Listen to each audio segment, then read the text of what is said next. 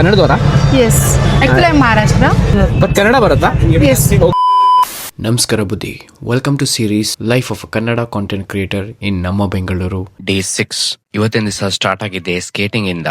ನಾನ್ skating ಮಾಡಿ ಸುಮಾರು ವರ್ಷಗಳೇ ಆಗಿತ್ತು. ಇನ್ನ ಟಚ್ ಇದೆಯಾ ಅಂತ ಚೆಕ್ ಮಾಡಕ್ಕೆ ಮಿಲ್ಕ್ ಕಾಲನಿ ಗ್ರೌಂಡಿಗೆ ಹೋಗಿದ್ದೆ. ತಿಂಡಿ ಮುಗಿಸ್ಕೊಂಡು ಸ್ವಲ್ಪ ಶಾಪಿಂಗ್ ಇತ್ತು, ಅದನ್ನ ಮುಗಿಸ್ಕೊಂಡು ಚರ್ಚ್ ಸ್ಟ್ರೀಟ್ ಹೊರಡೋ ಅಷ್ಟ್ರಲ್ಲೇ 7 ಗಂಟೆ ಆಗ್ಬಿಟ್ಟಿತ್ತು. ಲೈಟ್ಸ್ ಎಲ್ಲ ಆನ್, ಸನ್ ಡೌನ್, ಮೂನ್ ಕೂಡ ಆನ್. ನನಗ್ ಕಂಟೆಂಟ್ ಸಿಗುತ್ತೋ ಇಲ್ವೋ ಅಂತ ಯೋಚನೆ ಮಾಡೋ ಅಷ್ಟ್ರಲ್ಲಿ ಪೊಲೀಸ್ ಅವರಿಗೆ ರಾಂಗ್ ರೂಟ್ ಅಲ್ಲಿ ರೈಟ್ ಟೈಮಿಗೆ ಕಂಟೆಂಟ್ ಸಿಕ್ತು. ಸುಮಾರು ಜನ ನಮ್ ಕರ್ನಾಟಕದಲ್ಲೇ ಇದ್ದು ಕನ್ನಡ ಗೊತ್ತಿಲ್ಲ ಅಂತಾರೆ.